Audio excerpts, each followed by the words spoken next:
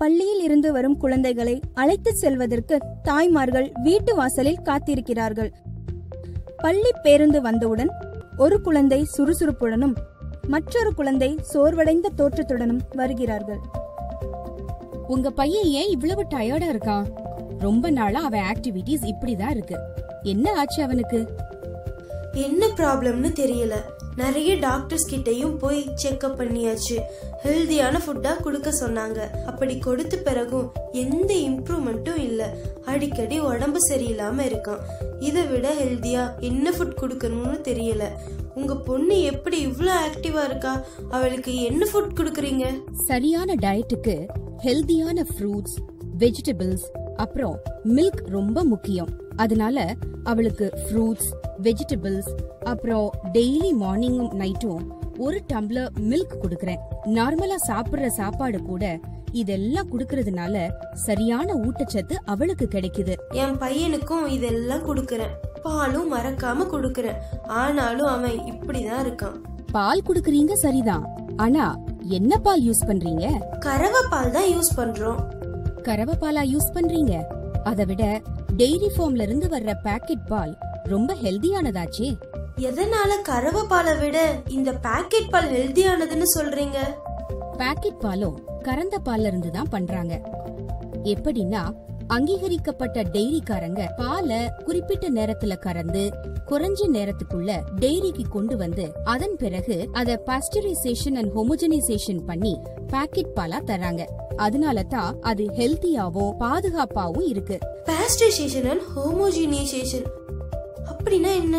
எனக்கு ரொம்ப குழப்பமா இருக்கு. நீங்க படிச்சவங்க தானே, எனக்கு கொஞ்சம் தெளிவா சொல்றீங்களா? சரி, உள்ள வாங்க, நான் உங்களுக்கு எக்ஸ்பிளைன் பண்றேன். உங்க சந்தேகம் என்ன?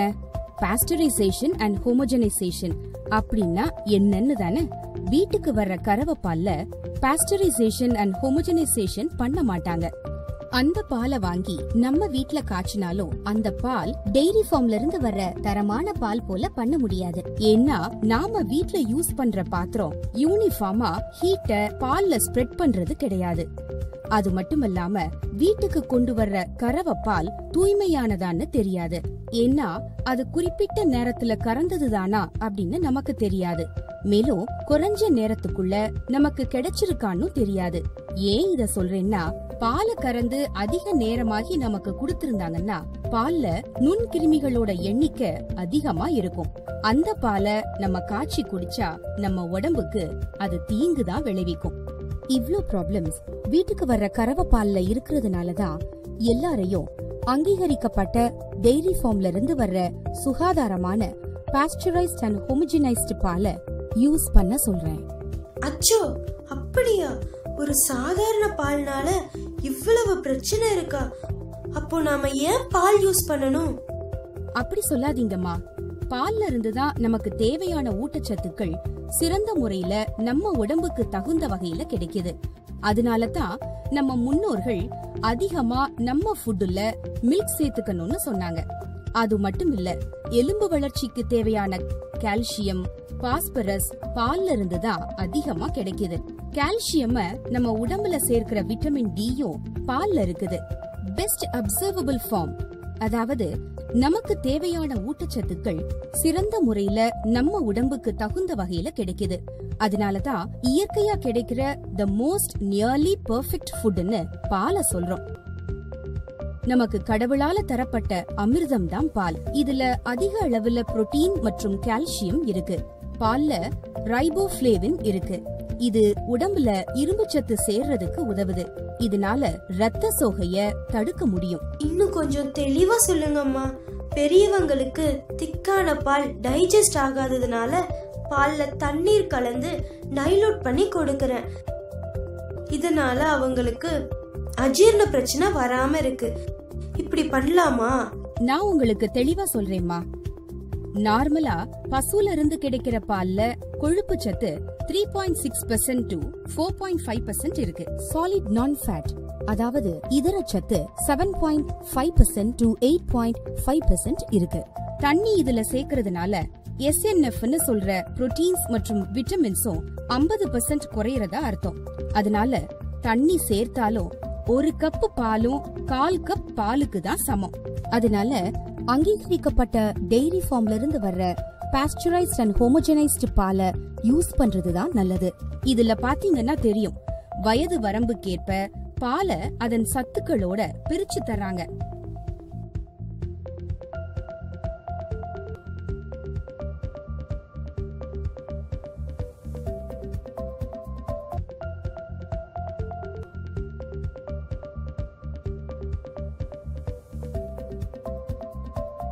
இப்படி வீட்லயே நாம பண்ண முடியுமா? பாக்கெட் பால் ரொம்ப திக்கா இருக்கே, ஏதாவது கலப்பாங்களா? அப்படி நல்ல டைரியில பண்ண மாட்டாங்க. பசுல இருந்து நேரடியா கிடைக்கிற பால்ல பெரிய அளவுல ஃபேட் குளோபியூல்ஸ் இருக்கு. இது பாக்குறதுக்கு ஃபுட்பால் ஷேப்ல இருக்கும். இதுல நோயுண்டாக்கும் நுண்கிருமிகள் இருக்கும். ஃபேட் குளோபியூல்ஸ பிரேக் பண்ணி ஈவனா டிஸ்ட்ரிபியூட் பண்ணி அதுக்கப்புறம் பாஸ்டரைசேஷன் அண்ட் ஹோமோஜனைசேஷன் பண்றதுனால அந்த பால்ல எந்த விதமான நோய் கிருமி இருந்தாலும் அது அந்த 99.999%ல அழிஞ்சு போயிடும். நம்ம வீட்ல வாங்குற கறவை பாலை உடனே யூஸ் பண்ண மாட்டோம். ஃப்ரிட்ஜ்ல வச்சுதான் யூஸ் பண்ணுவோம். ஃப்ரிட்ஜ்ல வைக்கிறது தப்பில்ல, ஆனா 5 டிகிரி செல்சியஸ்ல இருக்கான்னு பார்க்கணும். அது மட்டுமல்ல, சூடு பண்ணின பாலை ரொம்ப நேரமா வெளிய வைக்கிறதும் தப்புதான். அடுத்த நாள்ல நாம சூடு பண்ணி யூஸ் பண்ணும்போது fat content, vitamin A and vitamin D மேல வந்து படிஞ்சிரும். அப்போ ஃபர்ஸ்ட் யூஸ் பண்ற பால்ல எல்லா சத்துக்களும் வந்துடும். அதுக்கப்புறம் யூஸ் பண்ற பால்ல ஃபேட் கண்டென்ட், விட்டமின் A மற்றும் விட்டமின் D மிக மிக குறைஞ்ச அளவுல இருக்கு. இதனாலதான் டெய்ரி ஃபார்ம்ல காஸ்ட்லியான ஹோமோஜனைசேஷன் மெஷின்ஸை யூஸ் பண்ணி ஹை பிரஷர் கொடுத்து பால் முழுவதும் சத்துக்கள் சம அளவுல இருக்கிற மாதிரி கொடுக்கறாங்க. இந்த பாலை தான் பாஸ்டரைஸ்ட் அண்ட் ஹோமோஜனைஸ்டு மில்க்னு சொல்றோம். இந்த பாஸ்டரைஸ்ட் அண்ட் ஹோமோஜனைஸ்டு மில்க்ல இருந்து பண்ற தயிர் நம்ம வீட்ல பண்ற தயிரை விட திக்கா, ஹெல்தியா, டேஸ்டியா இருக்குது. இப்ப புரியுதா வீட்டுக்கு கொண்டு வர்ற கறவை பாலுக்கும் பாஸ்டரைஸ்ட் அண்ட் ஹோமோஜனைஸ்டு பாலுக்கும் உள்ள வித்தியாசம்? புரியுதுமா. ஆனா பாஸ்டரைசேஷன் அண்ட் ஹோமோஜனைசேஷன் பத்தி இன்னும் கொஞ்சம் தெளிவா சொல்ல முடியுமா? ஓகேமா, சொல்றேன். பொதுவா நம்ம வீட்ல பாலை 65 டிகிரி செல்சியஸ் டு 85 டிகிரி செல்சியஸ்ல சரியான வெப்பநிலை இல்லாம சூடுபடுத்துறோம். இதனால பால்ல வெப்பத்தோட தாக்கம் அதிகமா இருக்கு. இது பால்ல உள்ள புரோட்டீன்ஸ பிரேக் பண்ணி சத்து இல்லாத பாலா மாத்துது. இதுக்கு நம்ம வீட்ல யூஸ் பண்ற பாத்திரமும் ஒரு காரணம்தான். பால் நம்ம வீட்டுக்கு வர்றதுக்கு முன்னாடி 30+ டிகிரி செல்சியஸ்ல ரொம்ப நேரம் இருக்கிறதுனால நுண்கிருமிகளோட வளர்ச்சி அதிகமா இருக்கலாம். ஆனா டெய்ரி ஃபார்ம்ல இருந்து வர்ற பாஸ்டரைஸ்ட் அண்ட் ஹோமோஜனைஸ்டு பால் எப்படி தயாரிக்கிறாங்கன்னா, ஒவ்வொரு துளி பாலும் அவங்களோட செயல்முறைக்கு உட்படுத்தப்படுது. இந்த ஒவ்வொரு துளி பாலையும் 72 டிகிரி செல்சியஸ்ல அட்லீஸ்ட் 15 செகண்ட்ஸுக்கு சூடுபடுத்துறாங்க. பால் எவ்வளவு சென்சிட்டிவான பொருள்னா, 1 செகண்ட் அதிகமா இந்த டெம்பரேச்சர்ல இருந்தா கூட சத்துக்கள் அழிஞ்சு போகுது. அப்போ இந்த 65 டிகிரி செல்சியஸ் டு 85 டிகிரி செல்சியஸ்ல வீட்ல பாலை காய்ச்சும் போது சத்துக்கள் நமக்கு ஃபுல்லா கிடைக்காம போயிடுது. இவ்வளவு நுணுக்கங்கள் டைரியில கடைபிடிக்கிறதுனாலதான் பாஸ்டரைசேஷன் அண்ட் ஹோமோஜனைசேஷன் வீட்ல பண்ண முடியாம இருக்குது.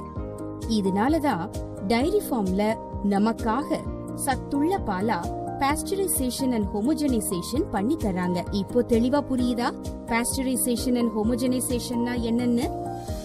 அப்போ அந்த காலத்திலயும் கறவை பால் தானே யூஸ் பண்ணாங்க, ஆனாலும் அவங்க ஹெல்தியா தானே இருந்தாங்க. அந்த காலத்துல எல்லாம் நம்ம வீட்ல உள்ளவங்க அக்கறையோட பசுக்களை பராமரிச்சாங்க. அவங்க பசுக்களுக்கு நல்ல உணவு கொடுத்து வளர்த்தாங்க. அதனால நமக்கு கிடைச்ச பால் சத்தானதா இருந்தது. கறந்த பால் 30 நிமிஷத்துக்குள்ள வீட்டுக்கு போய் சேரும். உடனேயும் காய்ச்சிடுவோம். வீட்ல சரியா காய்ச்சலனாலும் இந்த பால்ல நல்ல சத்துக்கள் இருக்கிறது அந்த மாட்டுக்கு தர்ற உணவுனாலதான். அந்த பால்ல கிருமிகளும் கம்மியா இருக்கும். ஏன்னா அந்த பால் கறக்குறவங்க மற்றும் அத கொண்டு வர்றவங்களோட ஹெல்த் நமக்கு தெரியும், அத சுத்தமா வச்சிருப்பாங்கன்னு நமக்கு தெரியும். இதனாலதான் அந்த காலத்துல ஹெல்தியா இருந்தாங்க. ஆனா இந்த காலத்துல ஏதோ ஒரு அறிமுகம் இல்லாத நபரால ஏதோ உணவு கொடுத்து வளர்க்கப்படுற பசு ஹெல்தியா இல்லாம இருக்கலாம். அந்த நபரோ அந்த பசுவோ உடல்நிலை சரியில்லாம நோய் பரப்பும் காரணியா இருக்கலாம். தரமான உணவு கொடுத்து வளர்க்கப்படுற பசுவின் பால் தான் தரமானதா இருக்கும். ஆனா கறவைப்பால் கொண்டு வர்றவங்களால வளர்க்கப்படுற பசுவுக்கு என்ன உணவு கொடுக்கறாங்கன்னு யாருக்கு தெரியும்? இப்படி நம்ம வீட்டுக்கு வந்து சேர்ற பால் தரமானதான்னு நம்மளும் பாக்குறதில்ல.